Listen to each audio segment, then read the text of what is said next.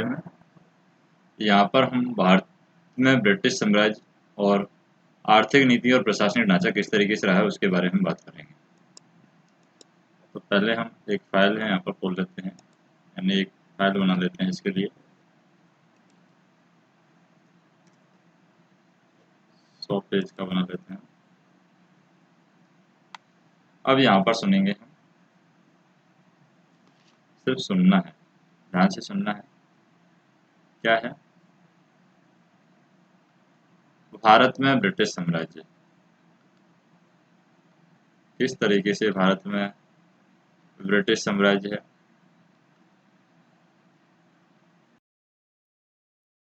ये रहा है आज। इसके आर्थिक नीतियां और प्रशासनिक ढांचा। क्या आर्थिक नीतियां रही हैं ब्रिटिश साम्राज्य की, और क्या उसका प्रशासनिक ढांचा रहा है, यानी यहाँ पर प्रशासन ने किस तरीके से काम किया है, प्रशासनिक ढांचा क्या रहा है।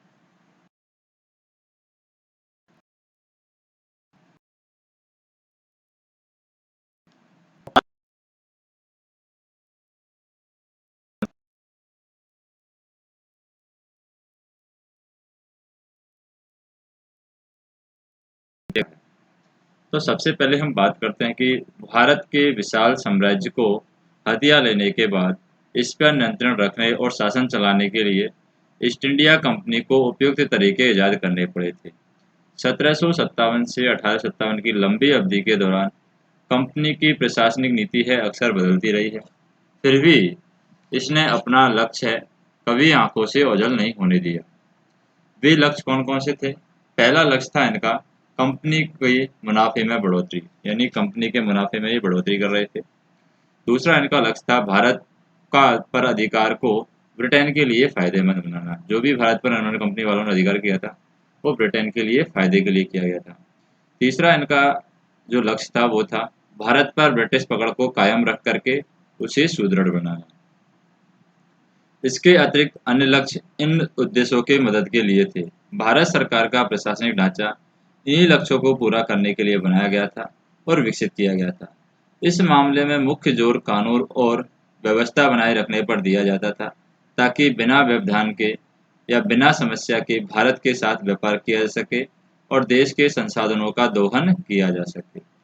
अब सबसे पहले हम बात करते हैं यहाँ पर सरकार का ढांचा।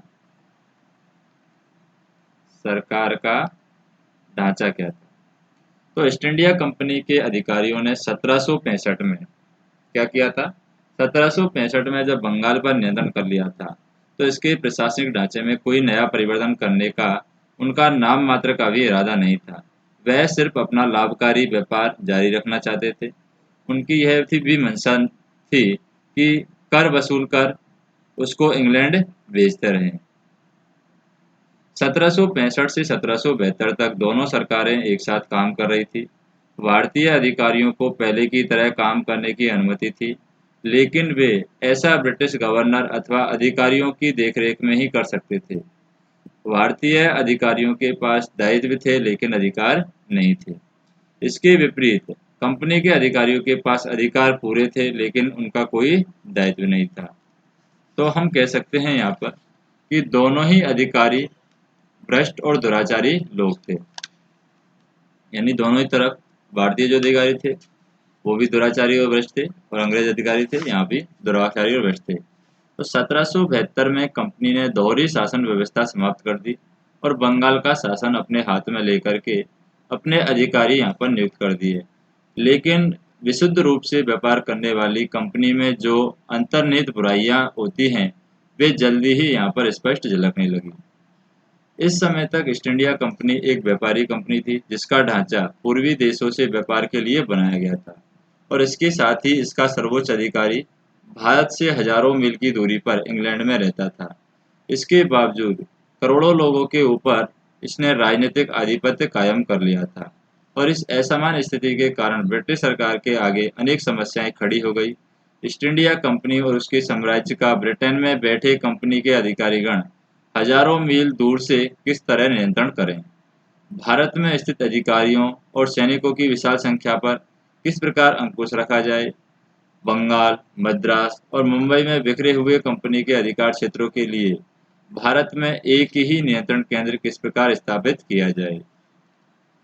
इनमें से पहली समस्या सबसे विकट थी, सबसे महत्वपूर्ण थी। इसके अलावा यह समस्या ब्रिटेन में जारी दलगत एवं संसदीय दाव पेचों से, अंग्रेज राजनेताओं की राजनीतिक महत्वाकांक्षाओं से और अंग्रेज व्यापारियों के व्यापारिक लोभ से भी घनिष्ठ रूप से जुड़ी हुई थी। बंगाल के भारी संसाधन कंपनी के हाथों में आ गए थे और उसके मालिकों ने फौरन ही लाभांश की दर बढ़ा करके 1767 में 10% कर दी थी। 1771 में उन्होंने इसे और भी बढ़ा करके 12.5% करने का प्रस्ताव रखा था। कंपनी के अंग्रेज सेवकों ने अपनी स्थिति का लाभ उठा करके गैर कानूनी और असमान व्यवहार असमान व्यापार और भारतीय शासकों और जमींदारों से जबरदस्ती रिश्वत और तोहफे वसूल करके तेजी से धन कमाया। और क्लाइव जब 34 वर्ष की आयु में इंग्लैंड लौटा तो उसके पास इतनी संपत्ति थी कि उसे प्रति वर्ष 40,000 पाउंड की आय हो सके। कंपनी के द्वारा दिए गए लाभांश की ऊंची दरें और उनके अधिकारियों के द्वारा भारी संपत्ति लेकर स्वदेश लौटने और ब्रिटिश समाज के दूसरे वर्गों में ईर्ष्या की आग यहाँ पर भड़का दी।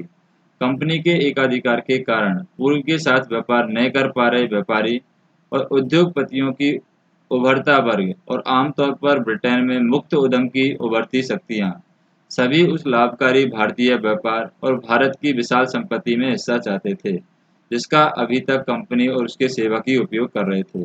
इसलिए इस व्यापार पर कंपनी के एकाधिकार को तोड़ने के लिए जी तोड़ कोशिश की गई और इस उद्देश्य को पूरा करने के लिए उन्होंने बंगाल में कंपनी के शासन पर हमला किया। उन्होंने भारत से ब्रिटेन लौटने वाले कंपनी के अधिकारियों को अपना खास निशाना बनाया। उन अधिकारियों को नवाब कह करके प्रेस और मंच पर उनका मजाक उठाया और अभिजात वर्ग ने उनका बहिष्कार किया। भारतीय जनता का शोषक और उत्पीड़क कह करके उनकी निंदा की गई।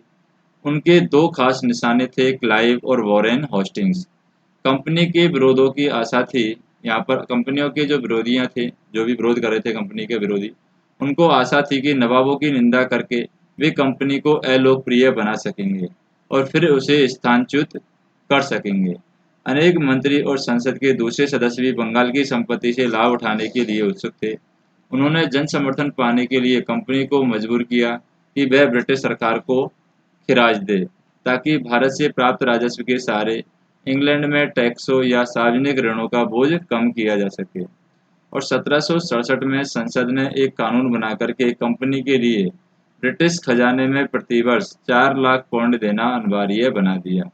अब ब्रिटिश के अनेक राजनीतिक विचारक और राजनेता कंपनी और उसके अधिकारियों की गतिविधि पर अंकुश लगाना चाहते थे, क्योंकि उन्हें डर था कि शक्तिशाली बनकर कंपनी और उसके अधिकारी अंग्रेज राष्ट्र या उसकी राजनीति को नष्ट कर देंगे। 18वीं सदी के उत्तरार्ध में ब्रिटेन की राजनीति अत्यंत ही भ्रष्ट हो चुकी थी। कंपनी और उसके अधिकारियों ने अपने एजेंटों के लिए पैसे के बल पर हाउस ऑफ कॉमन्स की सदस्यता प्राप्त कर ली थी। अनेक अंग्रेज राजनेताओं को चिंता लगी थी कि भारत को लूट के बल पर कंपनी और उसके अधिकारी ब्रिटिश सरकार पर निर्णायक प्रभाव डालने की स्थिति में आ जाएंगे। कंपनी और उसके विशाल भारतीय साम्राज्य पर अंकुश लगाना आवश्यक है, वरना भारत का स्वामिनी बनकर के कंपनी ब्रिटिश प्रशासन पर नियंत्रण स्थापित कर लेगी और ब्रिटिश जनता की स्वतंत्रता का हनन करने की स्थिति में आ जाएगी। मात्र कंपनी को प्राप्त विशेष अधिकारों पर अर्थशास्त्रियों ने उस उभरते वर्ग भी चोट की, यानी उभरते वर्ग ने भी यहाँ पर चोट की, जो मुक्त व्यापार और उद्योग पर आधारित पूंजीवाद का प्रतिनिधित्व करते थे। शास्त्रीय अर्थशास्त्र के संस्थापक एडम जो स्मिथ हैं, उन्होंने भी अपनी प्रसिद्ध पुस्तक वेल्थ ऑफ नेशंस यानी राष्ट्रों की संपत्ति में सीमित सदस्यता वाली कंपनी की निंदा की है। इस प्रकार की सीमित कंपनियां अनेक अर्थों में क्षतिकारी हैं। वे जिन देशों में स्थापित होती हैं उनके लिए कमोबेश असुविधाजनक होती हैं और जिन देशों में दुर्भाग्य से उनकी सरकार स्थापित हो चुकी है उनके लिए विध्वंस का कारण है। इस तरह ब्रिटिश राज है कंपनी के अधिकारियों के जो भी पारस्परिक संबंधों का पुनर्गठन आवश्यक हो गया। फिर एक समय ऐसा आया जब कंपनी को सरकार से 10 लाख पाउंड का ऋण मांगना पड़ा। लेकिन अगर कंपनी के अनेक शक्तिशाली शत्रु थे, जो संसद में उनके शक्तिशाली मित्र भी थे। इसके अलावा सम्राट जॉर्ज तृतीय जो थे वो उनके संरक्षक थे। इसलिए कंपनी ने जमकर शत्रुओं का सामना किया और अंत में संसद ने एक समझौते का रास्ता निकाला, जिसके अनुसार कंपनी के हितों और ब्रिटिश समाज के विभिन्न प्रभावशाली वर्गों के बीच एक नाजुक संतुलन कायम हो गया। यह तय किया गया कि कंपनी के भारतीय प्रशासन की बुनियादी नीतियों पर ब्रिटिश सरकार का नियंत्रण रहेगा, ताकि भारत में ब्रिटिश शासन को ब्रिटेन के उच्च वर्गों के सामूहिक हित से चलाया जा सके। साथ ही पूर्व के साथ व्यापार पर कंपनी का एकाधिकार बना रहेगा। भारत में अपने अधिकारी नियुक्त करने का उनका बहुमूल्य हक भी उसी के हाथों में रहेगा। भारत के प्रशासन का विस्तृत ब्यौरा कंपनी के डायरेक्टरों के लिए छोड़ दिया गया। 1773 में रेगुलेटिंग एक्ट कंपनी की गतिविधियों से संबंधित पहला महत्वपूर्ण संसदीय कानून था। तो कब आता है रेगुलेटिंग एक्ट? 1773 में ये पहला रेगुलेटिंग एक्ट आता है।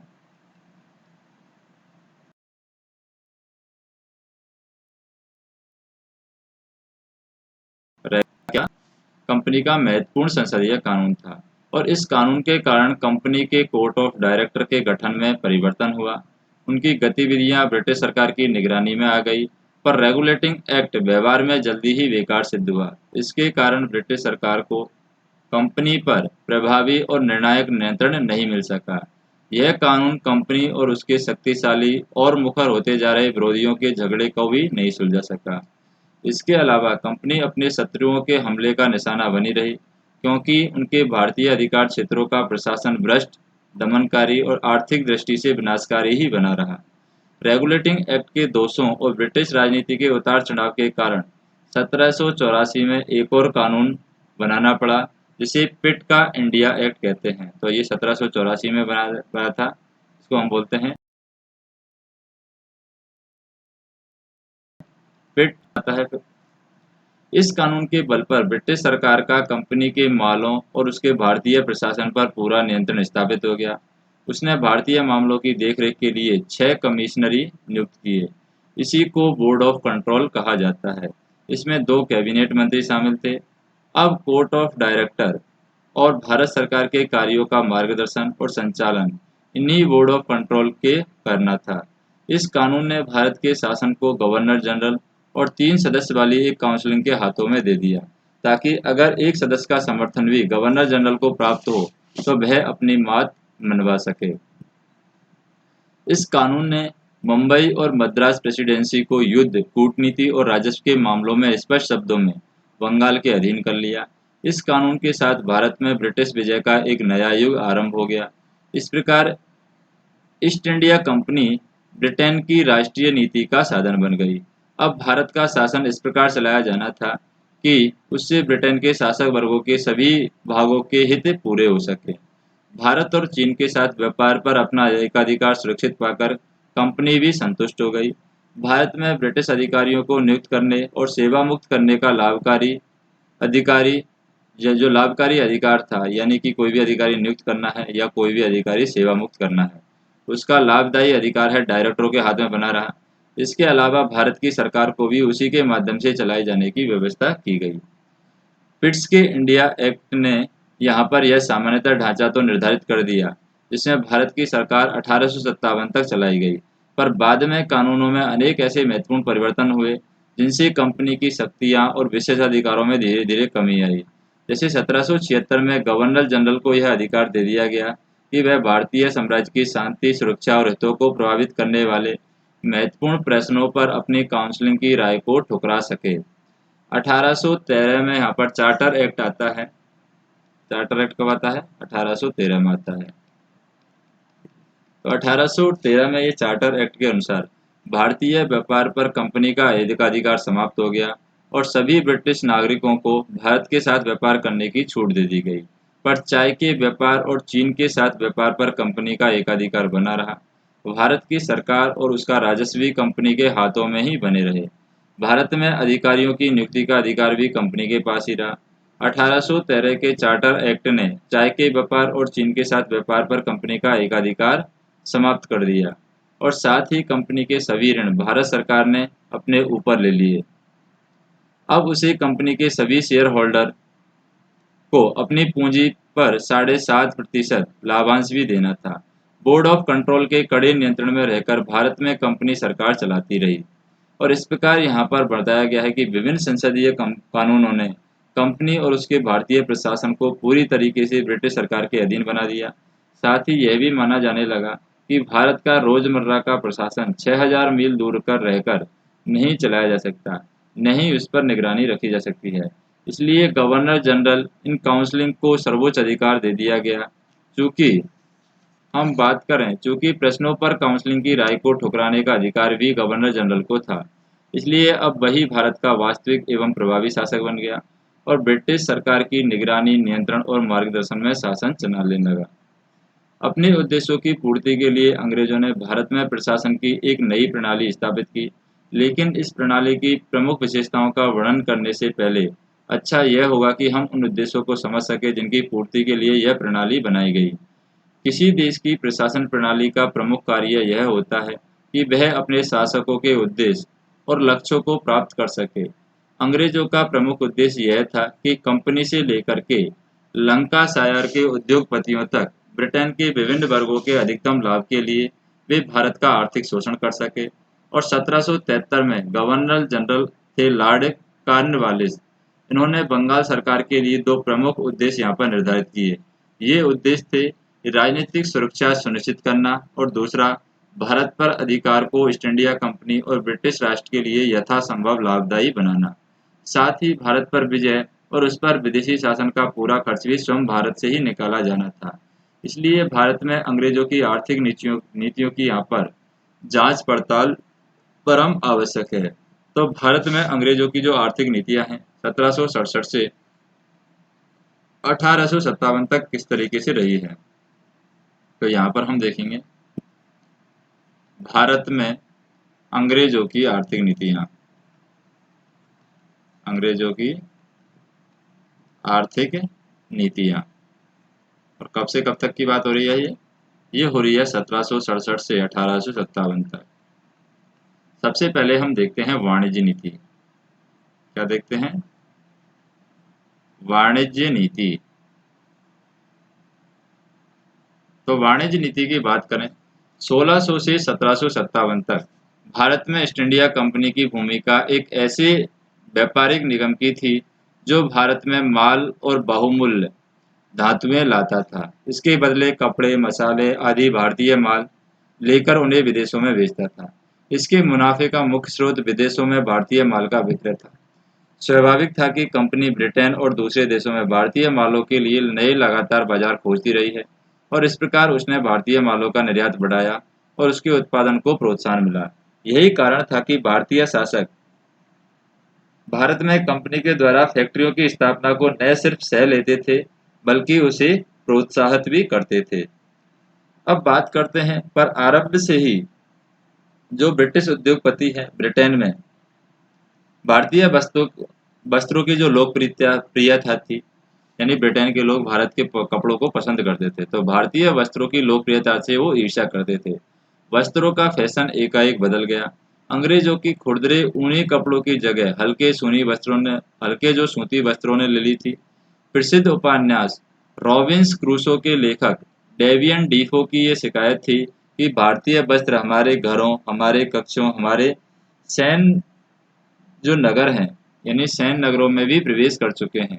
पर्दे, गद्दे, कुर्सियां, अंत में हमारे बिस्तर भी मलमल और भारतीय वस्तुओं के अलावा कुछ नहीं रहे हैं। भारतीय मालों के ब्रिटेन में विक्रय को कम करने और समाप्त कराने के लिए ब्रिटिश उद्योगपतियों ने अपनी सरकार पर दबाव डाला और 1720 तक छापेदार या रंगे हुए सूती वस्त्रों के व्यापार पर प्रतिबंध लगाने वाले कानून यहाँ पर बन चुके थे। 1760 में एक भद्र महिला को आयातित रुमाल रखने पर 200 पौंड जुर्माना देना पड़ा था। इसके अलावा सादे वस्त्रों के आयात पर भारी महसूल लगाए गए। हॉलैंड को छोड़कर दूसरे यूरोपीय देशों ने भी भारतीय वस्त्रों के आयात पर या तो प्रतिबंध लगा दिया या उन पर भारी आयात शुल्क लगा दिया। लेकिन इन कानूनों के बावजूद भारत के रेशमी और सूती वस्त्र 18वीं सदी के मध्य तक विदेशी बाजारों में जमे रहे। मगर तब तक नई और विकसित प्रौद्योगिकी के आधार पर ब्रिटेन का वस्त्र उद्योग पनपने लगा। भारत के साथ कंपनी के व्यापारिक संबंधों में 1757 के प्लासी के युद्ध के बाद एक गुणात्मक यहाँ पर परिवर्तन आया है। तो 1757 में क्या हुआ था? प्लासी का युद्ध होता है यहाँ पर 1757 में, प्लासी का युद्ध।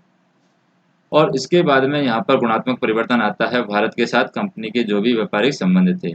अब बंगाल पर उनके राजनीतिक नियंत्रण के सहारे कंपनी भारतीय व्यापार और उत्पादन पर एकाधिकार पूर्ण नियंत्रण स्थापित कर सकती थी। अपना भारतीय व्यापार भी वो बढ़ा सकती थी। इसके अलावा कंपनी ने भारतीय मालों का निर्यात बढ़ाने के लिए बंगाल से प्राप्त राजस्व का भी उपयोग किया है। 1750 से 1751 में भारतीय कारखानेदारों ने ब्रिटेन को 15 लाख पाउंड का भारतीय माल निर्यात किया, जिसे कंपनी की गतिविधियों के कारण 1797 से 1798 तक बढ़ाकर के 58 लाख पाउंड हो जाना चाहिए था, पर ऐसा नहीं हुआ। कंपनी ने अपनी राजनीतिक शक्ति का उपयोग करके बंगाल के बुनकरों पर अपनी शर्तें ला दी और उन्हें अपना माल कम और निर्धारित दामों के साथ घाटे पर भी बेचने के लिए बाध्य किया। इसके अलावा अब उन्हें श्रम की आज़ादी भी नहीं रही। उनमें से अनेक कंपनियों के लिए कम मजदूरी पर काम करने को मजबूर किए गए। भारतीय कारखानेदारों के लिए अनेक काम करने पर रोक लगा दी। कंपनी ने अपने भारतीय और विदेशी प्रतिद्वंदी व्यापारियों को बाहर कर दिया। बंगाल की दस्तकारों को अधिक मजदूरी और दाम देने से उन्हें रोके रखा। कंपनी के नौकरों ने कच्चे कपास की बिक्री पर एकाधिकार कर लिया। इसके लिए वे बंगाल के बुनकरों से मनमाने दाम वसूलने लगे और इस तरह बुनकर है खरीदार तथा विक्रेता दोनों ही रूपों में घाटे में रहे हैं। साथ ही इंग्लैंड में भारतीय वस्त्रों पर भारी आयात शुल्क भी देने पड़ते थे। ब्रिटिश सरकार अपने उभरते हुए मशीनी उद्योग की सुरक्षा देने पर अड़िग थी, क्योंकि उसके पास या उसके माल अभी भी सस्ते और बेहतर भारतीय मालों का मुकाबला नहीं कर सकते थे। और फिर भी भारतीय मालों की कुछ साख यहाँ पर बनी रही। भारतीय हस्तशिल्प को असल धक्का 1813 के बाद जब लगा, जब उनके हाथों से न केवल विदेशी बाजार छिन गया बल्कि भारतीय बाजार में भी उनके लिए कोई जगह नहीं रही। ब्रिटेन की औद्योगिक क्रांति ने उसकी अर्थव्यवस्था और भारत के साथ उनके आर्थिक संबंधों को पूरी तरीके से बदल दिया। 18वीं सदी के उत्तरार्ध और 18वीं सदी के पहले और कुछ दशकों में ब्रिटेन में महत्वपूर्ण सामाजिक आर्थिक रूपांतरण हुए हैं। आधुनिक मशीनी और कारखाना प्रणाली पूंजीवाद के आधार पर ब्रिटिश उद्योगों का तेजी से विकास और प्रसार हुआ है और इस विकास को अनेक कारणों से बल मिला है। इससे पहले की सदियों ने ब्रिटेन का विदेश व्यापार से तेजी से फैलता आया है। युद्धों और उपनिवेश के द्वारा ब्रिटेन ने अनेक विदेशी बाजारों पर एकाधिकार कायम कर लिया। इन निर्यात बाजारों के कारण ब्रिटेन के निर्यातक उद्योगों का उत्पादन तेजी से बढ़ा है, जिससे उत्पादन और संगठन की आधुनिकतम तकनीकों का उपयोग किया गया। Africa, West Indies, Latin America, Canada, Australia, चीन और सबसे बढ़कर के भारत ने निर्यात के लिए असीम अवसर प्रदान किए हैं। यह बात सूती वस्त्र उद्योग के लिए खास तौर पर सही है। ब्रिटेन की औद्योगिक क्रांति का प्रमुख वाहक बन गया। ब्रिटेन ने अब तक व्यापार की एक औपनिवेशिक प्रणाली स्थापित कर ली थी, जिससे औद्योगिक क्रांति को बल मिला है और औद्योगिक क्रांति ने बदले में इस प्रणाली को और भी मजबूत बनाया है। औपनिवेश और अल्प विकसित देश ब्रिटेन को अपने खेतों और खदानों के कच्चे माल का निर्यात करते और ब्रिटेन उन्हें अपने कारखानों का तैयार माल बेचते। दूसरी, नई मशीनें और कारखानों में लगाने के लिए देश में पर्याप्त पूंजी जमा हो चुकी थी। इसके अलावा यह पूंजी सामंत वर्ग के हाथों में न थी, इसे विलासी जीवन और भोग में खर्च कर डालता, बल्कि यह व्यापारियों और उद्योगपतियों के हाथों में थी, जो उद्योग और व्यापार में लगाने के लिए उत्सुक थे। और इस मामले में Africa, Asia, West Indies, Latin America से तथा ईस्ट इंडिया कंपनी और उसके नौकरों के द्वारा भारत से प्लासी युद्ध के बाद ले जाई गई पूंजी से औद्योगिक प्रसार में एक महत्वपूर्ण भूमिका निभाई है। तीसरी ओर, जनसंख्या की तीव्र वृद्धि से फलते फूलते उद्योगों की अधिक सस्ते श्रम की आवश्यकता पूरी की। 1740 के बाद ब्रिटेन की जनसंख्या तेजी से बढ़ी और 1780 के बाद 50 वर्षों में यह कितनी हो गई थी? दुगनी हो गई थी। चौथे, हम बात करें कि ब्रिटेन में एक ऐसी सरकार थी जिस पर व्यापारियों और उद्योगपतियों का प्रभाव था, इसलिए उसने बाजारों और उपनिवेशों के लिए दूसरे देशों से जमकर युद्ध किया है। पांचवी, हम बात करें कि अधिक उत्पादन की मांगें प्रौद्योगिकी के विकास द्वारा पूरी की गई। ब्रिटेन के उभरते उद्योगों ने हरग्रीव्स, बॉट क्रॉम्पटन और कार्टराइट और दूसरे देशों के आविष्कारों का भरपूर सहयोग किया। इनमें से अनेक आविष्कार सदियों पहले हुए थे, मगर अब उनका उपयोग होने लगा। इन आविष्कारों और भाप की शक्ति का पूरा फायदा उठाने के लिए अब उत्पादन को अधिकाधिक कारखानों तक सीमित किया जाने लगा। यह भी ध्यान रहे कि इन आविष्कारों ने क्या किया था, औद्योगिक क्रांति को जन्म नहीं दिया था, बल्कि फैलते बाजारों के लिए उत्पादन तेजी से बढ़ाने की उद्योगपतियों की इच्छा और इसके लिए आवश्यक पूंजी लगा सकने की उनकी क्षमता के ही कारण थे। अब तक विद्यमान प्रौद्योगिकी का उपयोग किया जा सके और नए आविष्कारों की आवश्यकता का अनुभव किया जा सके। वास्तव में उद्योग के लिए संगठन ने तकनीकी परिवर्तनों को मानव विकास की एक स्थायी विशेषता बना दिया। और इस दृष्टि से देखें तो औद्योगिक क्रांति कभी समाप्त नहीं हुई, क्योंकि 18वीं सदी के मध्य से औद्योगिक आधुनिक उद्योग और प्रौद्योगिकी को लगातार एक चरण से दूसरे चरण तक विकास होता रहा है। औद्योगिक क्रांति के कारण ब्रिटिश समाज में बुनियादी परिवर्तन आए हैं। इसके कारण तीव्र आर्थिक विकास हुआ है, जो आज ब्रिटेन, यूरोप, सोवियत संघ, संयुक्त राज्य अमेरिका, कनाडा, ऑस्ट्रेलिया और जापान के उच्च जीवन स्तर का आधार है। वास्तव में 19वीं सदी के आरंभ में पहले तक आज के आर्थिक दृष्टि से उन्नत और पिछड़े देशों के जीवन स्तरों में बहुत स्पष्ट अंतर नहीं है। पिछड़े देशों में औद्योगिक क्रांति का न होना ही यह वह कारण था जिसकी वजह से आज की दुनिया में आय के अधिक अंतर देखे जाते हैं। औद्योगिक क्रांति के कारण ब्रिटेन का अधिकाधिक नगरीकरण होता गया। अधिकाधिक लोग कारखाने वाले नगरों में बसने लगे। 1750 में ब्रिटेन में 50,000 से अधिक जनसंख्या केवल 2 नगर थे, जबकि 1851 में ये संख्या है 29 हो गई थी। समाज में एकदम नए दो वर्गों का उदय हुआ। एक वर्ग औद्योगिक पूंजीवादियों का था, जो कारखानों के मालिक थे, और दूसरा वर्ग मजदूर का था, जो दैनिक मजदूरी पर अपनी श्रम शक्ति बेचते थे। पहले वर्ग का तेजी से विकास हुआ और वह अभूतपूर्व समृद्धि का उपयोग करने लगा, जबकि श्रम करने वाले गरीब मजदूरों की आरंभ से आंसू के घूंट यहाँ पर पीने पड़े। वे अपने ग्रामीण वातावरण से उजाड़ दिए गए और उनकी परंपरागत जीवन पद्धति छिन्न भिन्न और नष्ट कर दी गई।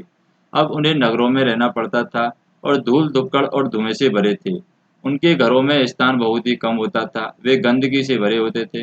उनमें से अधिकांश को अंधेरे, धूप से वंचित गंदी बस्तियों में रहना पड़ता था। और इन सबका मार्मिक वर्णन चार्ल्स डिफेंस ने अपने उपन्यासों में किया है। कारखानों और खदानों में काम के घंटे असहनीय सीमा तक लंबे होते थे। कभी कभी प्रतिदिन 14 से 16 घंटे तक काम करना पड़ता था। कभी कभी 4-5 वर्ष के बच्चे को भी कारखाने और खदानों में लगा दिया जाता था। एक मजदूर का जीवन आमतौर पर गरीबी, कड़ी मेहनत और बीमारियां और कुपोषण का जीवन होता था। केवल 19वीं सदी के उत्तरार्ध में ही उनकी आमदनी में थोड़ी बहुत वृद्धि हो सकी है। उद्योगपतियों के एक शक्तिशाली वर्ग के उदय ने भी भारतीय प्रशासन और उनकी नीतियों पर गहरा प्रभाव डाला है। साम्राज्य में इस वर्ग की दिलचस्पी ईस्ट इंडिया कंपनी की दिलचस्पी से बहुत भिन्न थी। भारतीय दस्तकारों के निर्यात पर एकाधिकार होने से और भारतीय धन के सीधे सीधे दोहन से इस वर्ग को कोई लाभ नहीं मिला है। जब इस वर्ग की संख्या शक्तिशाली और उसके राजनीतिक प्रभाव में वृद्धि हुई, तो वह कंपनी के व्यापारिक एकाधिकार पर चोट करने लगा। चूंकि इस वर्ग का मुनाफा व्यापार नहीं बल्कि कारखानों के उत्पादन की देन थी, इसलिए वह तैयार भारतीय माल के आयात को नहीं बल्कि अपने माल का भारत को निर्यात और भारत के कपास जैसे कच्चे मालों के आयात को प्रोत्साहन देना चाहता था। 1769 में ब्रिटिश उद्योगपतियों ने एक कानून बनवा करके कंपनी को इस बात के लिए बाध्य कर दिया कि वह प्रति वर्ष 3,80,000 पाउंड से अधिक मूल्य वाले ब्रिटिश कारखानों के माल का निर्यात करे। हालांकि इस सौदे में कंपनी को बहुत घाटा हुआ। 1793 में उन्होंने कंपनी को मजबूर किया कि वह अपने जहाज़ों से उन्हें प्रति वर्ष 3,000 टन माल ढोने की छूट दे। पूर्वी देशों और खासकर भारत को 1794 में 156 पाउंड के ब्रिटिश सूती कपड़ों का निर्यात हुआ, मगर 1813 तक यह निर्यात बढ़कर के 1,10,000 पाउंड का अर्थात 700 गुना हो गया। लेकिन यह बढ़ोतरी भी लंकाशायर के उद्योगपतियों की आशा से कम सिद्ध हुई, जो अब भारत में अपना निर्यात बढ़ाने के नए नए तरीके ढूंढने लगा। जैसा कि आर.सी. दत्त ने अपनी प्रसिद्ध पुस्तक the economy history of India में आगे चलकर लिखा है कि 1812 की जो पार्लियामेंट्री सेलेक्ट कमेटी के प्रयास का उद्देश्य यह पता लगाना था कि उनकी जगह ब्रिटिश कार जो कारखानदार हैं उन्होंने कैसे दी जाए और भारतीय उद्योग की कीमत पर ब्रिटिश उद्योग को कैसे प्रोत्साहित किया जाए। ईस्ट इंडिया कंपनी को पूर्वीय व्यापार पर कंपनी के एकाधिकार को और भारत के राजस्व और निर्यात व्यापार पर नियंत्रण के जरिए कंपनी को शोषण पद्धति को और ब्रिटिश कारखानेदार और अपनी जो आकांक्षाओं की पूर्ति में प्रमुख बाधक समझते थे। 1793 तथा 1813 के बीच उन्होंने कंपनी और उसके व्यापारिक विशेषाधिकारों के खिलाफ एक शक्तिशाली अभियान चलाया है और अंततः 1813 में भारतीय व्यापार पर उसका एकाधिकार यहाँ पर समाप्त कराने में वे सफल रहे हैं। इस घटना के बाद भारत के साथ ब्रिटिश के आर्थिक संबंधों का एक नया युग आरंभ हुआ। खेतीहर भारत को अब औद्योगिक इंग्लैंड का आर्थिक उपनिवेश बनना पड़ा। भारत सरकार ने अब मुक्त व्यापार अथवा हम कह सकते हैं कि ब्रिटिश माल के आबाद भारत प्रवेश की नीति अपनाई। भारतीय दस्तकारियों को अब ब्रिटेन की मशीनों से बने माल के साथ भीषण और असमान प्रतियोगिता का सामना करना पड़ा। वे नष्ट होने लगी। भारत में ब्रिटिश माल बिना किसी शुल्क के या मामूली आयात शुल्क के साथ आने लगा। नए नए इलाके जीत करके अवध जैसे संरक्षित राज्यों पर सीधा कब्जा करके ब्रिटिश सामान के खरीदारों की संख्या बढ़ाने का प्रयास भी भारत सरकार ने किया। अनेक ब्रिटिश अधिकारी और राजनीतिक नेताओं और व्यापारियों ने जमीन का लगान घटाने की पैरवी भी की ताकि किसान बेहतर स्थिति में हो और विदेशी कारखानों से बना माल खरीद सके। उन्होंने भारत के पश्चिमीकरण का समर्थन भी किया ताकि अधिकाधिक भारतीयों में पश्चिमी मालों के प्रति रुचि का विकास हो सके। हाथ से तैयार भारतीय माल उन ब्रिटिश कारखानों से बहुत ही सस्ते मालों का मुकाबला नहीं कर सके जो नए आविष्कारों और बड़े पैमाने पर भाप की शक्ति का उपयोग करके अपनी उत्पादन क्षमता को तेजी से बढ़ा रहे थे।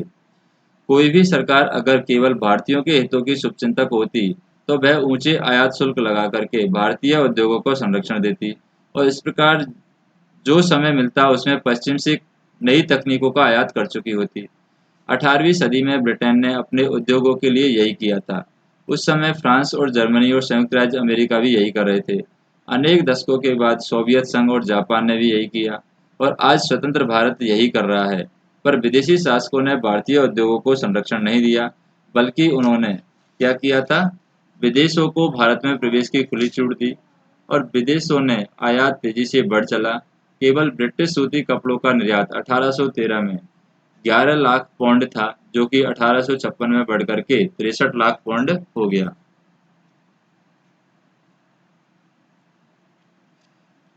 मगर भारत पर लादी गई मुक्त व्यापार की यह नीति एक तरफा थी। भारत के दरवाजे तो विदेशी मालों के लिए खुले छोड़ दिए गए, मगर जो भारतीय माल ब्रिटिश मालों से प्रतियोगिता कर सकते थे उन पर ब्रिटेन में प्रवेश के लिए भारी आयात शुल्क लगा दिए गए।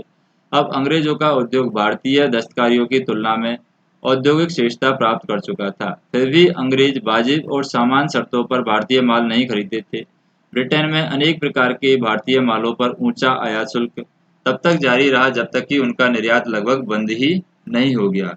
उदाहरण के लिए अगर हम बात करें 1824 में भारत में मोटे सूती कपड़ों पर आयात शुल्क की जो दर थी वो 67.5% थी और भारतीय मलपल पर यह 37.5% थी और ब्रिटेन में प्रवेश के लिए भारतीय चीनी पर जो शुल्क लगता था उसकी लागत के 3 गुने से अधिक होता था।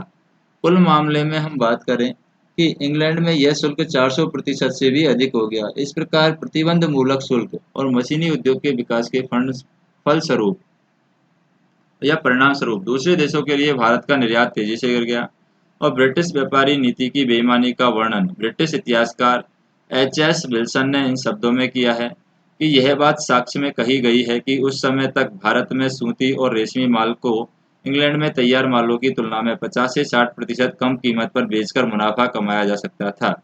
परिणाम स्वरूप भारतीय मालों पर उनकी कीमतों पर 70 से 80% तक शुल्क लगा करके इंग्लैंड के मालों को संरक्षण देना आवश्यक हो गया। अगर ऐसा न होता, अगर ऐसे प्रतिबंधक शुल्कों और आदेशों का उपयोग न किया होता तो पेस्ले और मैनचेस्टर के कारखाने अपने आरंभ काल में ही बंद हो चुके होते और भाप की शक्ति का उपयोग करके भी वे उनको शायद दोबारा आरंभ नहीं किया जा सकता। उनका जन्म भारतीय कारखानेदारों का बलिदान देकर ही संभव हो सका। अगर भारत स्वतंत्र होता तो वह भी बदले की कार्यवाही करता और ब्रिटिश मालों पर प्रतिबंधता मूलक शुल्क लगाता और इस तरह अपने उत्पाद उद्योगों को नष्ट होने से बचा लेता। और उसे आत्मरक्षा का यह कदम उठाने की अनुमति न थी। वह विदेशियों की दया का मोहताज था। बिना कोई शुल्क चुकाए ब्रिटेन के माल उन पर लाद दिए गए और विदेशी कारखाने द्वारा राजनीतिक अन्याय का सहारा लेकर के अपने उन प्रतियोगियों को दबा दिए रखा। अंततः उनका गला घोंट दिया गया, जिसके साथ बराबरी की शर्तों पर वे प्रतियोगिता नहीं कर सकते थे। भारत को अब मजबूर किया गया कि उसके तैयार माल का निर्यात करने की जगह अब कच्चे माल और कच्चे रेशम जैसे मालों का निर्यात करे, जिनकी ब्रिटिश उद्योगों को यहाँ पर क्या थी, सख्त जरूरत थी। फिर भी नील और चाय जैसे बागानों के उत्पादन और अनाजों का निर्यात करे, जिसकी ब्रिटेन में कमी थी। 1856 में भारत में 43 लाख पौंड के कच्चे कपास का निर्यात किया गया, मगर तैयार सूती माल का निर्यात केवल 8,10,000 पौंड का था। इसी वर्ष भारत ने 29 लाख पौंड के अनाज, 17,30,000 पौंड की नील और 7,70,000 पौंड के कच्चे रेशम का निर्यात भी किया। अंग्रेजों ने चीन में भारतीय अफीम की बिक्री को भी प्रोत्साहन किया। ऐसे समय में जबकि चीनियों ने अफीम के जहरीले और हानिकारक गुणों के कारण अफीम पर प्रतिबंध लगा दिया था, पर इस पर व्यापार से ब्रिटिश व्यापारियों को भारी मुनाफा और कंपनी के द्वारा नियंत्रित भारतीय प्रशासन को भारी राजस्व मिलते थे। दिलचस्प की बात यह है कि ब्रिटेन में अफीम के आयात पर कड़ा प्रतिबंध था। 19वीं सदी के अंत तक भारत का निर्यात मुख्यतः कच्चे कपास, जूट, रेशम, तिलहन, गेहूं, खाल, चमड़ा, नील और चाय तक सीमित था। इस तरह 1813 के बाद ईस्ट इंडिया कंपनी की व्यापारिक नीति का निर्धारण ब्रिटिश उद्योग की आवश्यकताओं के अनुसार होने लगा, जिसका मुख्य उद्देश्य भारत को ब्रिटेन के कारखानों के माल का उपभोक्ता और कच्चे माल का निर्यातक बनाना था। उसके बाद में कंपनी ने क्या किया है, यहाँ पर संपत्ति का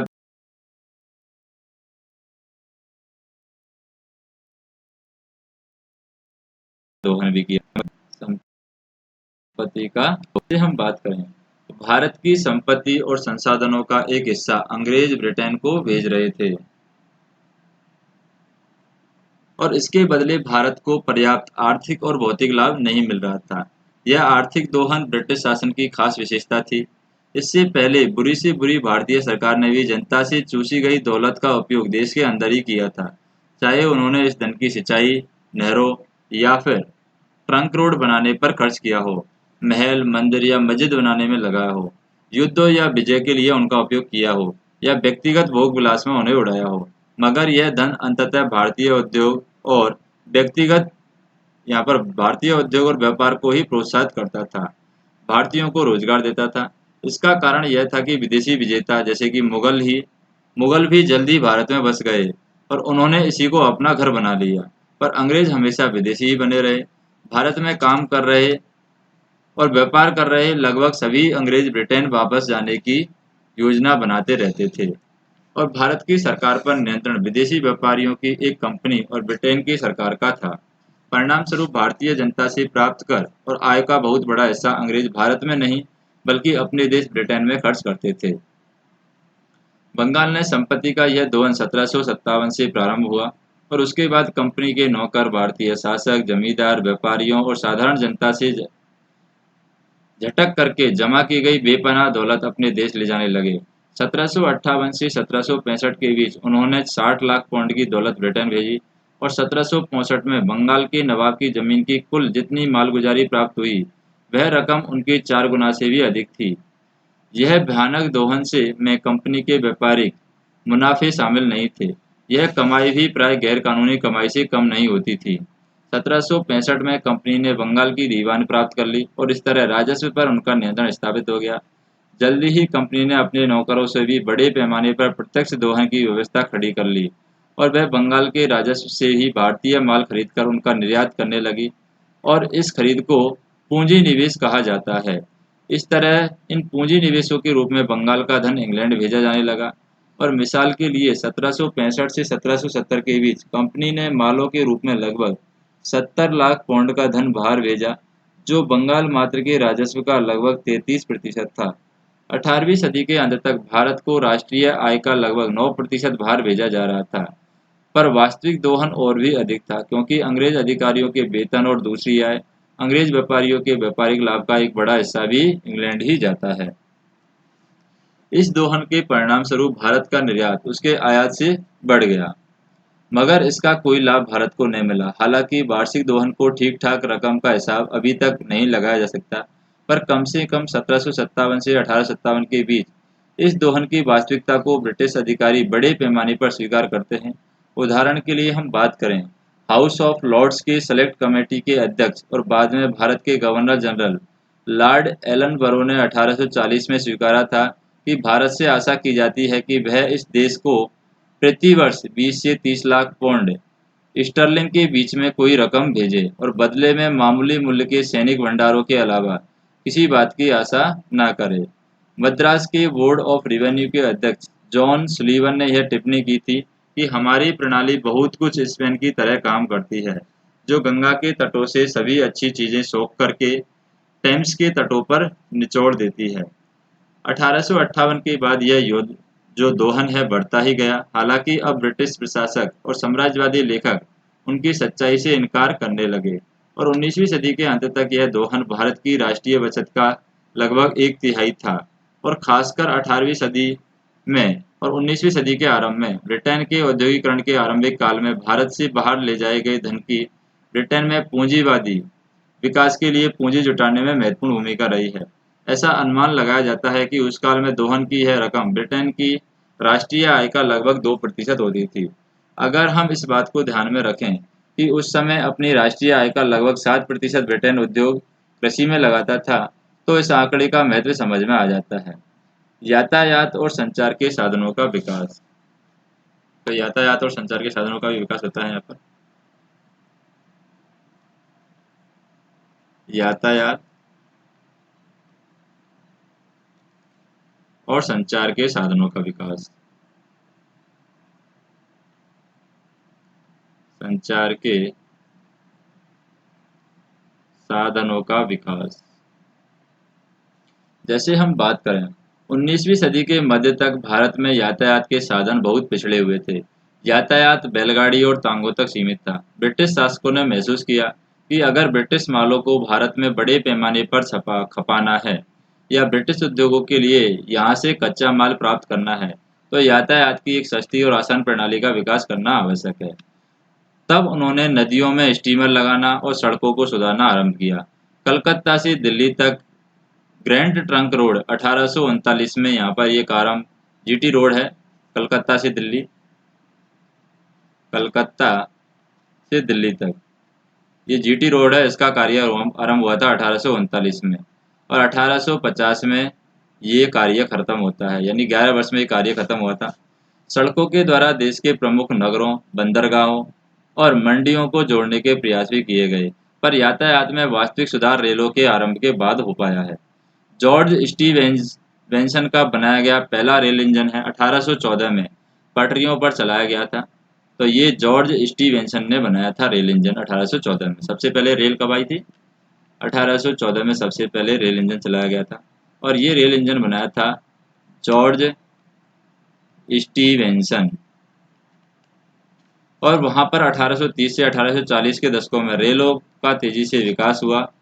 जल्दी ही भारत में तेजी से रेल लाइनें बिछाने के लिए दबाव पड़ने लगे। ब्रिटिश उद्योगपतियों को आशा थी कि इस प्रकार देश के भीतर दूर दराज के इलाकों की विशाल और अभी तक पकड़ से बाहर रहा बाजार भी उन्हें मिल जाएगा, और उनकी जो भूखी मशीनें हैं उनको चलाने वालों के लिए भारतीय कच्चे माल और खाद्य सामग्री का निर्यात आसान हो जाएगा। ब्रिटिश बैंकरों और निवेशकर्ताओं को लगा कि उनकी अतिरिक्त पूंजी सुरक्षा के साथ भारत में रेलों के विकास में लगाई जा सकती है।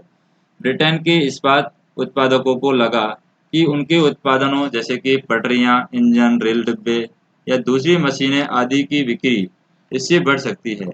जल्दी ही भारत सरकार ने इस दृष्टिकोण को स्वीकार कर लिया। उसे रेलों के रूप में एक और अच्छी बात भी नजर आई कि उनके सैनिकों की भर्ती और आवाजाही तेजी से हो सकेगी, और इस प्रकार और भी प्रभावी और कुशल ढंग से देश का प्रशासन चलाना, आंतरिक विद्रोह और बाहरी हमलों में अपने शासन को सुरक्षा कर सकना संभव हो सकेगा। भारत में रेल लाइनें बिछाने का पहला सुझाव 1831 में मद्रास में आया था, और इस रेल के डिब्बे को घोड़े खींचने वाले थे। भारत में भाप से चलने वाले रेलों का प्रस्ताव 1834 में इंग्लैंड में रखा गया। इंग्लैंड के रेलवे प्रमोटरों और वित्तपतियों और भारत से व्यापार कर रहे व्यापारी घरानों और कपड़ा उत्पादकों ने इस प्रस्ताव को भारी राजनीतिक समर्थन मिला और तय हुआ कि प्राइवेट कंपनियां भारत में रेल लाइनें बिछाएं और रेल चलाएं। भारत सरकार ने जमानत दी थी कि इन कंपनियों को उनकी पूंजी पर कम से कम 5% लाभ मिलेगा। और मुंबई और ठाणे के बीच में पहली रेल लाइनें यहाँ पर कब चली थी? 1853 में चली थी पहली रेल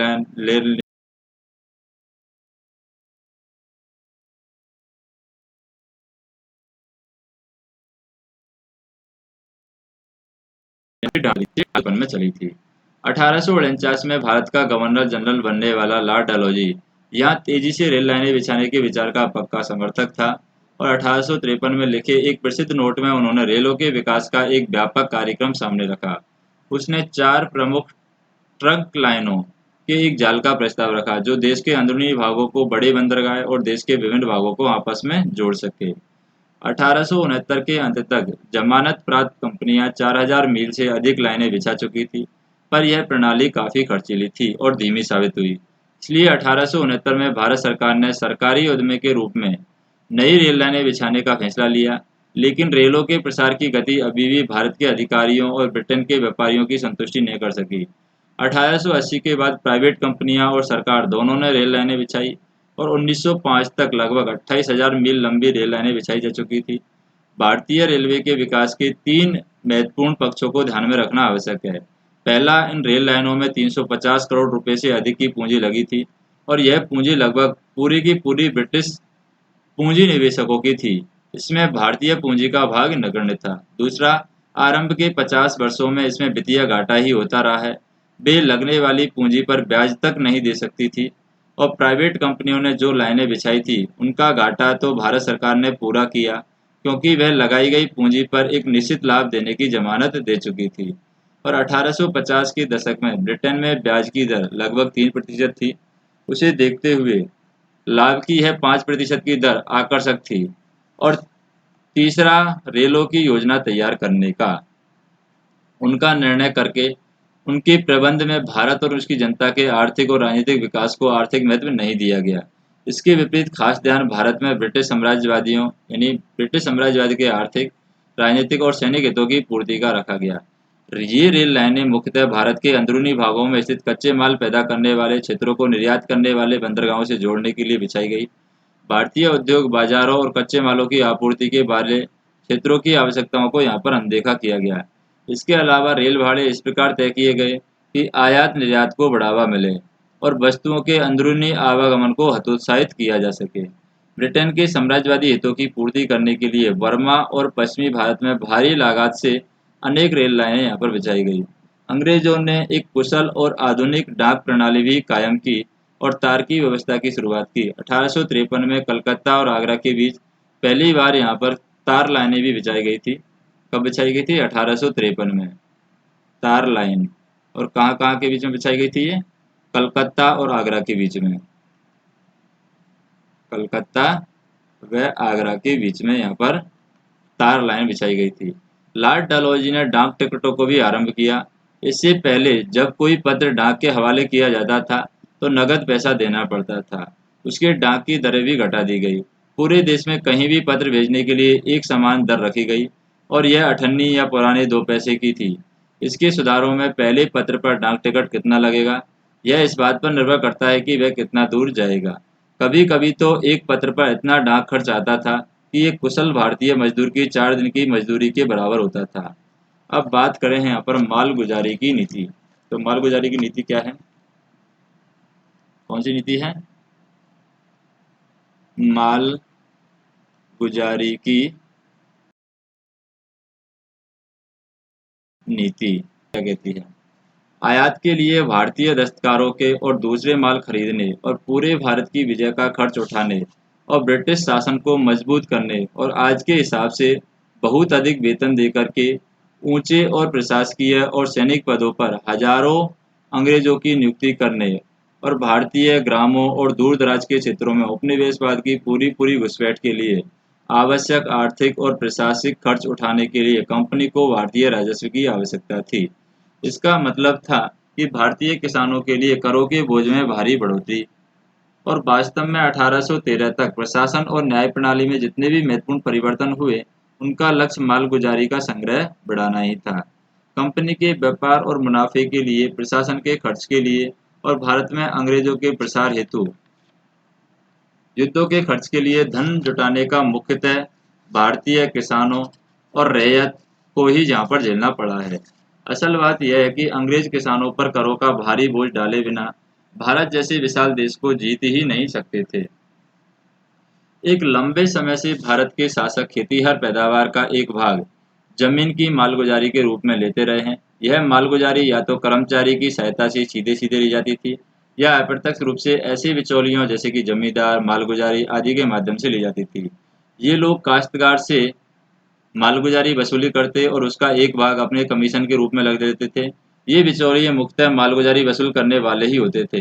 हालांकि कभी कभी जिस क्षेत्र में मालगुजारी वसूली करते थे वहां उनकी कुछ जमीनें भी होती थी। फिर बात करते हैं इस्तेमारी बंदोबस्त क्या होता है। इस्तेमारी बंदोबस्त बंदोबस्त तो इस्तेमारी बंदोबस्त क्या होता है। जैसा कि हम पढ़ चुके हैं कि कंपनी ने 1765 में बंगाल, बिहार और उड़ीसा की दीवानी प्राप्त कर ली थी, अर्थात उसे वहां मालगुजारी जमा करने का पूरा अधिकार मिल गया था। आरंभ में उसने मालगुजारी की वसूली की पुरानी प्रणाली को जारी रखने का प्रयास किया। हालांकि जमा की जाने वाली रकम उसने बढ़ा दी। वह रकम जो 1722 में 1,42,90,000 रुपये थी, 1764 में बढ़कर के कितनी हो गई थी, वो हो गई थी 1,81,80,80,000। यानी कि हम कह सकते हैं 1,81,80,000 हो गई थी, जो कि यहाँ पर पहले 1722 में थी। वो थी सिर्फ, हम बात करें 1,42,00,000, 1,42,00,000 से डायरेक्ट पहुंच गई थी 1,81,80,000 तक पहुंच गई थी। और 1771 में ये बढ़कर के 2,34,00,000 रुपए हो चुकी थी। 1773 में कंपनी ने अप्रत्यक्ष रूप से इस वसूली की व्यवस्था का निश्चय किया। वॉरेन हेस्टिंग्स ने मालगुजारी की वसूली के अधिकार को नीलामी पर लगाकर सबसे बड़ी बोली लगाने वाले को दे दिया, पर यह प्रयोग सफल नहीं हुआ, क्योंकि जमींदार और दूसरे जो सेटोरिये एक दूसरे से बढ़कर बोली लगाते थे। इसलिए मालगुजारी की रकम तो बढ़ गई, पर वास्तविक वसूली प्रतिवर्ष घटती बढ़ती रहती थी। अधिकारियों की आशाओं तक शायद ही कभी पहुंची है। इसने कंपनी की आय एक ऐसे समय में अस्थिरता का शिकार हुई जबकि उसे पैसों की सख्त जरूरत थी। इसके अलावा खेती में सुधार के लिए न तो रैयत कोई प्रतिबंध करती है, न ही जमींदार, क्योंकि उन्हें पता नहीं होता है कि अगले वर्ष कितनी की बोली लगेगी और अगले वर्ष वसूली का अधिकार किसे मिलेगा। यही वह समय था कि वह स्थायी रूप से मालगुजारी का एक निश्चित रकम निर्धारित करने का विचार सामने आया।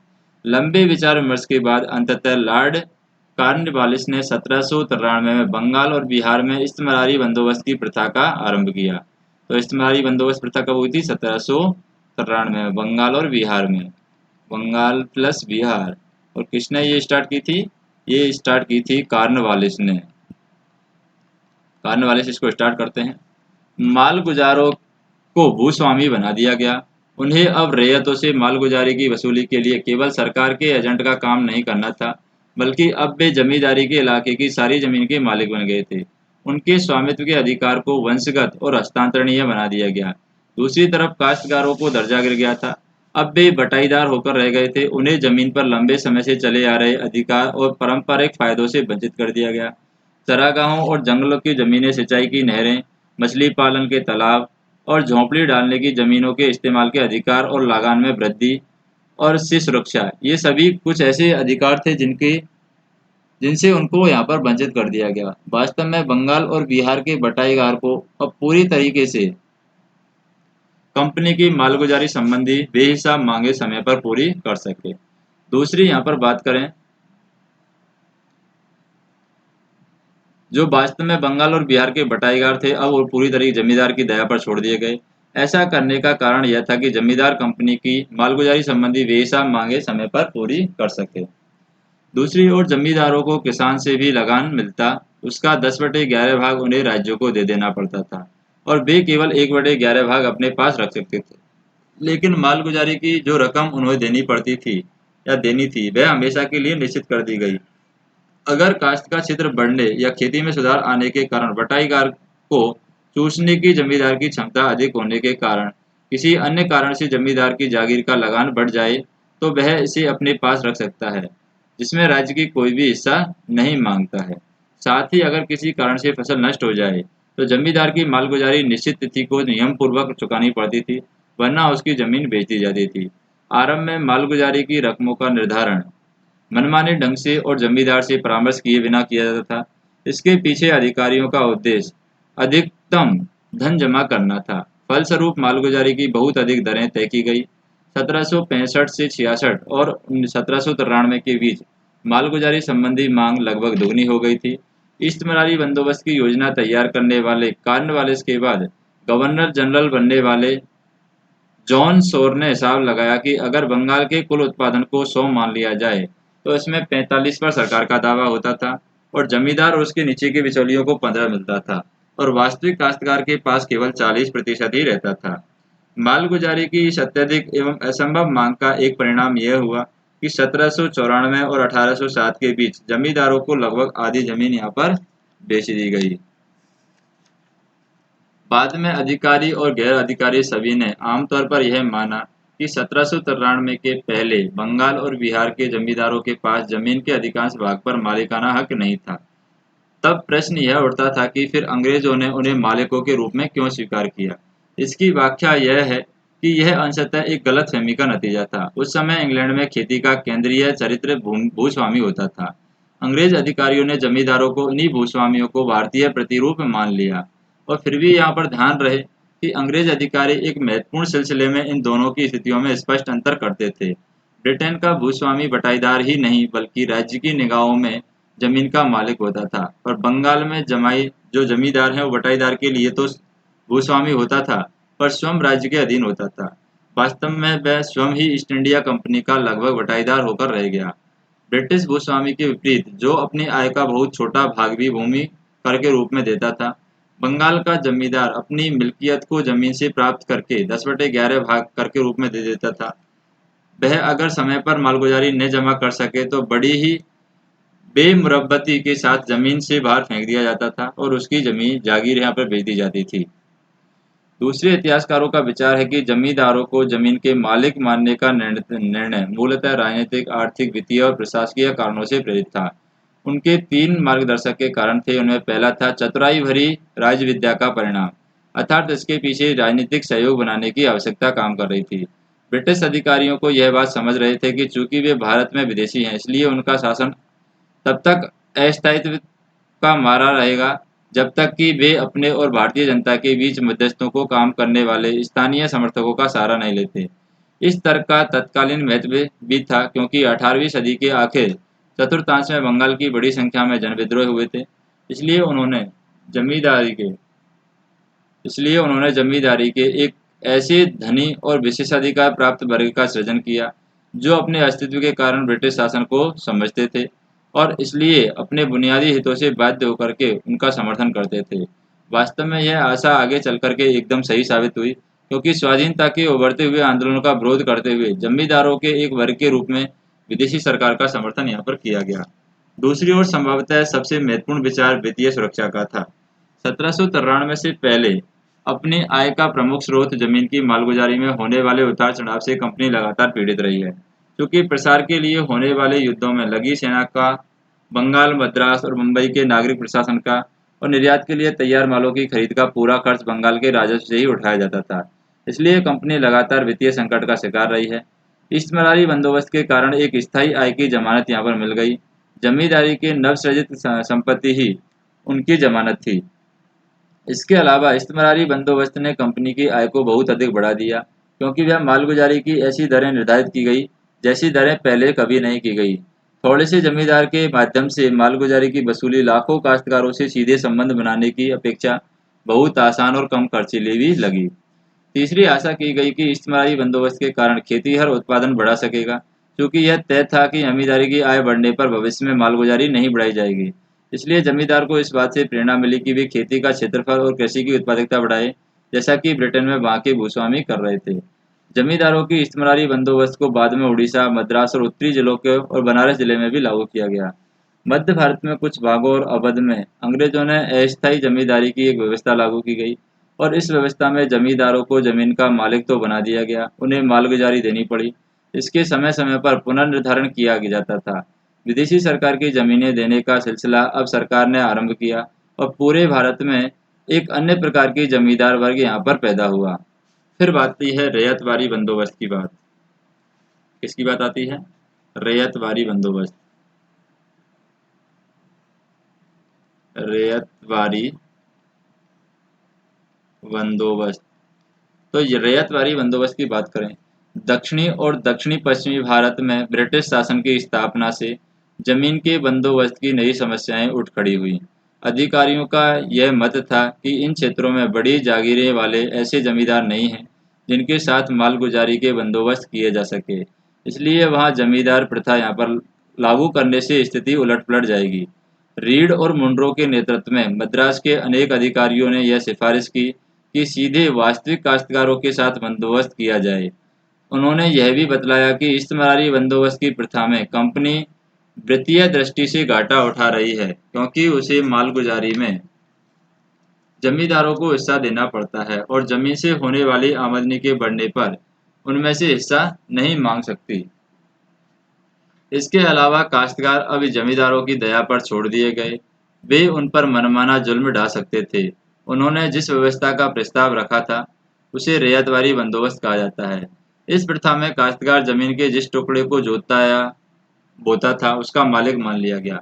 शर्त यह थी कि वह उस जमीन की मालगुजारी देता रहे। रैयतवारी प्रथा के समर्थकों का दावा था कि यह पहले से मौजूद व्यवस्था को ही जारी रखती है। मुनरो का कहना है कि यह वह प्रथा है जो भारत में हमेशा ही रही है। अंततः 19वीं सदी के आरंभ में मद्रास और मुंबई प्रेसिडेंस के कुछ भागों में रैयतवारी बंदोबस्त लागू किया गया और इस प्रथा के अंतर्गत कोई स्थायी बंदोबस्त नहीं किया गया। प्रत्येक 20-30 वर्ष के बाद इसका पुनर्निर्धारण किया जाता रहा था और यह आमतौर पर मालगुजारी बढ़ा दी जाती थी। रैयतवारी बंदोबस्त ने कृषक स्वामित्व की किसी प्रथा को जन्म नहीं दिया था। किसानों ने जल्दी ही देख लिया कि अनेक जमींदारों की जगह पर एक दानवाकार जमींदार या राज्य ने ले ली है। वे सरकार के बटाईदार मात्र हैं। जो नियम पूर्वक मालगुजारी न भरे तो जमीन बेच दी जाएगी। वास्तव में आगे चलकर सरकार ने खुलकर यह दावा किया कि जमीन की मालगुजारी कोई कर न होकर लगान है और जमीन पर रैयत के मालिकाना हक को 3 अन्य कारणों से भी समाप्त कर दिया गया। अधिकांश क्षेत्रों में निर्धारित मालगुजारी बहुत अधिक होती थी और अच्छे अच्छे मौसम में रैयत के पास किसी भी तरह गुजर बसर करने के साधन ही बचते थे। उदाहरण के लिए मद्रास में जब यह व्यवस्था की गई तो सरकार ने कुल उत्पादन का 45 से 55% भाग मालगुजारी के रूप में मांगा और मुंबई में भी यहाँ पर यही स्थिति थी। इससे भी बुरी स्थिति थी मुंबई में। सरकार ने जब भी चाहे मालगुजारी बढ़ाने का अधिकार अपने हाथ में रखा। अगर रैयत की फसल सूखा या बाढ़ से थोड़ी बहुत या पूरी नष्ट हो जाए तो भी उसे मालगुजारी देनी पड़ती थी। एक आती है यहाँ पर महलवारी प्रथा। कौन सी आती है?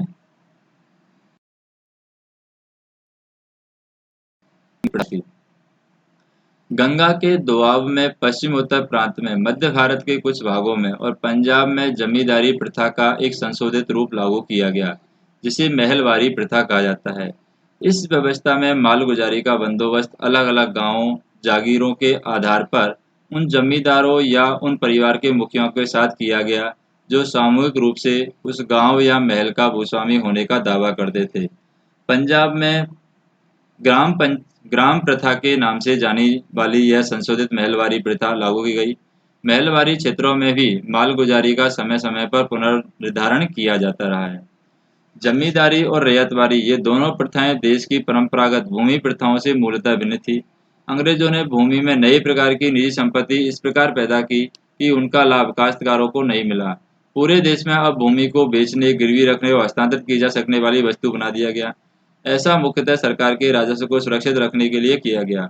अगर जमीन को हस्तांतरित और बिकने वाली वस्तु नहीं बनाया जाता तो सरकार के लिए काश्तकार से मालगुजारी वसूल कर पाना बहुत कठिन होता, क्योंकि काश्तकार के पास रकम अदा करने के लिए कोई बचत या कोई वस्तु नहीं होती। अब वह मालगुजारी जमा करने के लिए जमीन की जमानत देकर के धन उधार ले सकता था और उसका एक हिस्सा बेच दे सकता था। अगर वह ऐसा करने से इनकार करता है तो सरकार मालगुजारी की रकम निकलवाने के लिए उसकी जमीन की नीलामी कर सकती थी। अक्सर ऐसा करती भी थी। जमीन को निजी संपत्ति बनाने का एक कारण यह विश्वास भी था कि स्वामित्व का अधिकार मिलने पर भूस्वामी रैयत इसमें सुधार करने का प्रयास करेगा। जमीन को आसानी से खरीदा और बेचा जा सकेगा, या जमीन को यहाँ पर आसानी से खरीदा और बेचा जा सकने वाला एक माल बनाकर अंग्रेजों ने देश में प्रचलित भूमि प्रथाओं में एक बुनियादी परिवर्तन कर दिया। भारतीय ग्रामों का स्थायित्व और उसकी निरंतरता का ढांचा चरमरा उठा। वास्तव में इससे ग्रामीण समाज का पूरा ढांचा ही अब टूटकर बिखरने लगा। अब हम नेक्स्ट अगले ऑडियो में देखेंगे कि ब्रिटिश भारत में प्रशासनिक गठन और सामाजिक और सांस्कृतिक नीति किस तरीके से रही है।